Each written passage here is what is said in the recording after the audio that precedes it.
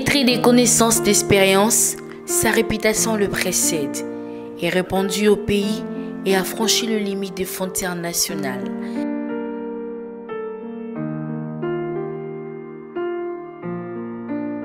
C'est le mercredi 20 septembre 2023 qu'il souffle sa 56e chandelle. Il est le fruit des entrailles de Madame Marguerite Kinayo Koyeba, dans la complicité affective avec papa Emmanuel Kidumbu Ndungizi, paix aux âmes de ses bienheureux géniteurs. Originaire du village Ngouzi, groupement Kitinde, secteur des Kombicides, en territoire de Banzangongo, province du Congo central. Il a vu jour dans la localité de Nkouzi. Messieurs et dames, Phoenix Media a l'honneur et le privilège de vous présenter un homme, docteur en médecine dentaire depuis plus de décennies, aujourd'hui promoteur de la fondation qui incarne naturellement son patronyme. Melanda Ndungizi Floribert, son élogieux cursus ne pouvait que le mener droit vers une carrière prestigieuse, doublée de notoriété. Pour vous faire grâce de la longueur de son curriculum vitae, vous allez juste noter que Dr Melanda Ndungizi Floribert a eu son diplôme d'État en 1988 dans l'option biologie-chimie. En 2009, il obtient son diplôme de graduat en sciences bucco-dentaires. En 2012, il lui est décerné le diplôme de docteur en médecine dentaire. La vie de Dr Melanda Ndungizi Floribert ne se limite pas qu'aux études bien faites et à sa riche expérience professionnelle. Il n'est pas bon que l'homme demeure seul, instruit un certain verset des Saintes Écritures. Florence Amouini-Luleka, c'est elle la compagne de vie de la star du jour. Ils sont parents de 2 beaux enfants. Dr Melanda Ndungizi Floribert est un monsieur pleinement occupé. Déjà en 1996, il est enseignant de chimie et des sciences de base à l'Institut Talamakou. Angélie, école qu'il dirigera tard en 2004 en qualité de préfet des études. L'année d'après, Angélie, quartier 10, il est gestionnaire manager de la polyclinique Bambou. Un peu plus loin, on le retrouve, nous sommes en 2015, chef des services dentaires au centre médical La Colombe. En 2021, il est à l'hôpital général de référence de Kianvu, à Matadi, comme chef des services dentisterie. Il conforte sa position dans sa sphère en 2022 en occupant les fonctions de médecin directeur aux cliniques médicales bucco-dentaires mutualistes à Matadi. Il ne va pas arrêter de gigoter jusqu'à ce qu'il mette sur pied, en 2023, une association sans but lucratif, socio-sanitaire, la Fondation Dr Melanda Floribert.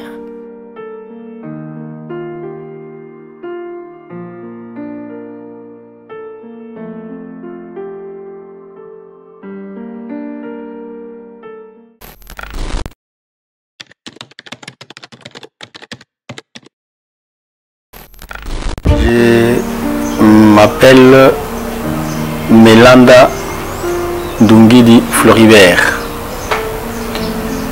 Je suis médecin chirurgien dentiste. Je preste au centre de rééducation et de réhabilitation handicap physique Nzoa Sarasani à Matadi et également à l'hôpital général de référence de Kiamvu dans la zone de santé de Nzanza dans la ville portuaire de Matadi. Je preste il y a de cela plusieurs années. Ma spécialité c'est la médecine bucco-dentaire.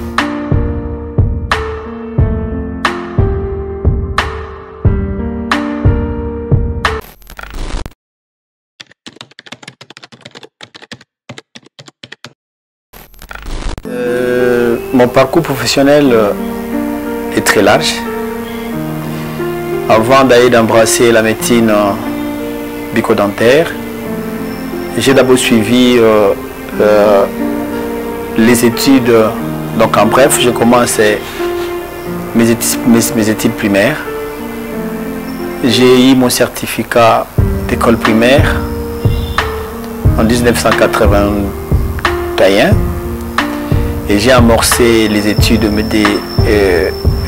secondaires où j'ai fini en 88, où j'ai obtenu un diplôme d'État en section scientifique, option biologie-chimie.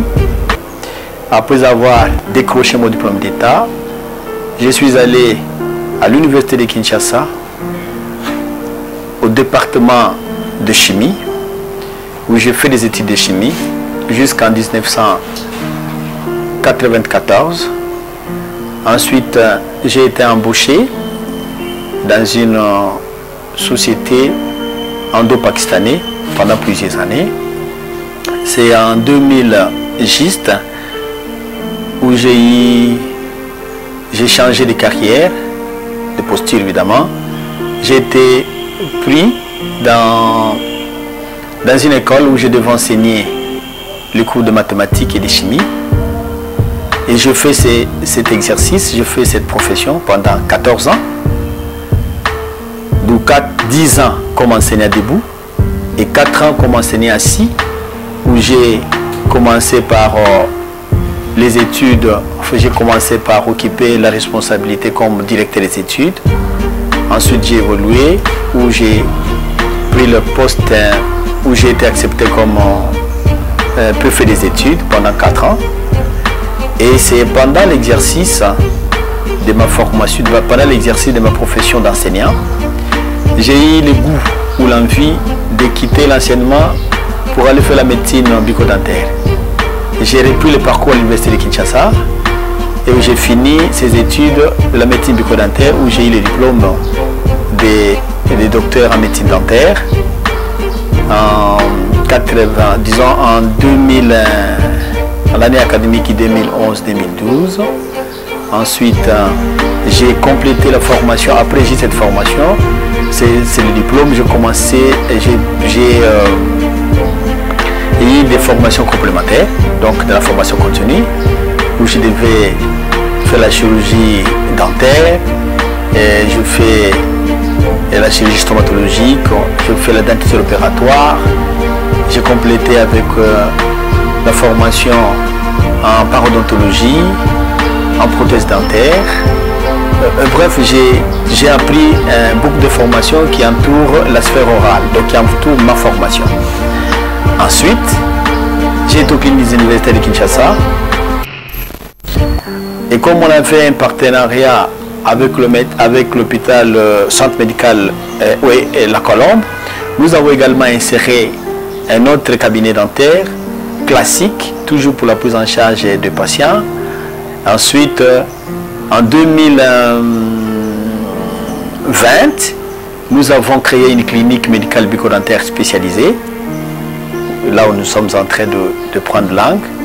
Et en 2021, au mois de novembre, nous avons intégré à l'hôpital général de référence de Kiamvu le service de la dentisterie.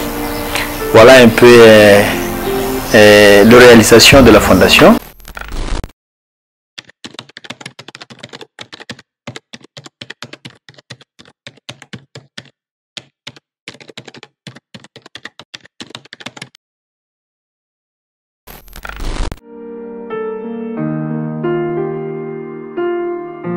La motivation était simple, tout simplement.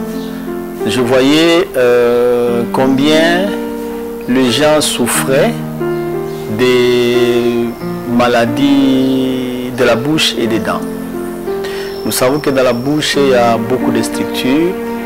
Et chaque fois que j'étais en face de personnes qui avaient des problèmes, de complications, soit ils ont le visage gonflé, les joues gonflées, des douleurs dentaires atroces, les gens se focalisaient plus dans les tradis modernes, avec l'usage de tisanes, qui parfois compliquaient davantage.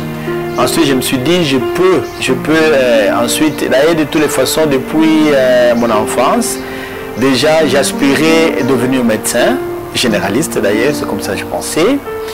Mais le cours de la vie en fait que quand on est parti à l'université de Kinshasa, à cette époque, on entrait à l'université par quota. À cette époque-là, on entrait par quota. Et chaque province, à l'époque, chaque région, parce que c'était encore les Zaïre, chaque région avait un nombre déterminé, d'étudiants qui devaient entrer à l'université. Et à cette époque-là, on n'a pas eu cette occasion-là d'être admis à la faculté de médecine parce que le quota était déjà atteint de la province. Malgré les concours, les différents concours qu'on parcourait, qu'on passait d'admission, on n'était pas toujours admis. Donc j'avais viré de la médecine qui était comme vocation vers la chimie. Et de la chimie, on a effectivement avancé. Et plus tard, puisque l'envie était restée de faire la médecine, j'ai discuté avec certains médecins qui étaient déjà professionnels et avec ma soeur qui était à l'étranger, qui m'avait juste souhaité de faire la médecine dentaire qu'au lieu de faire la médecine générale.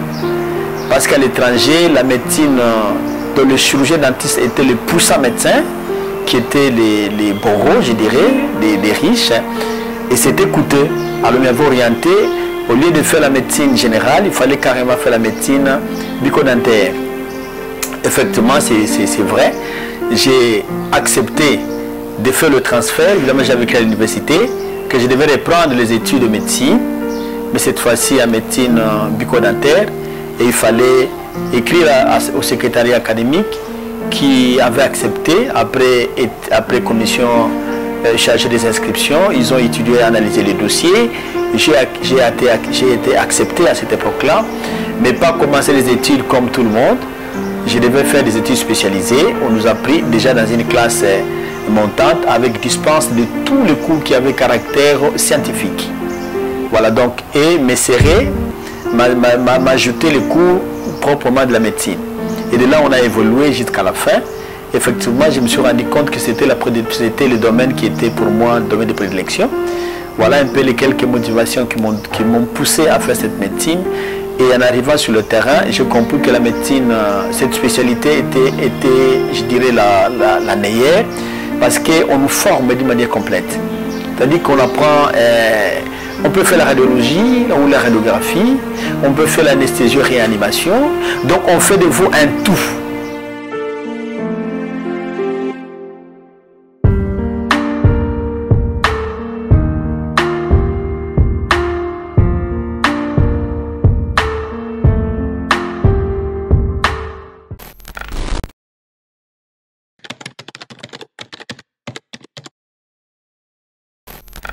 Un repère, bien sûr.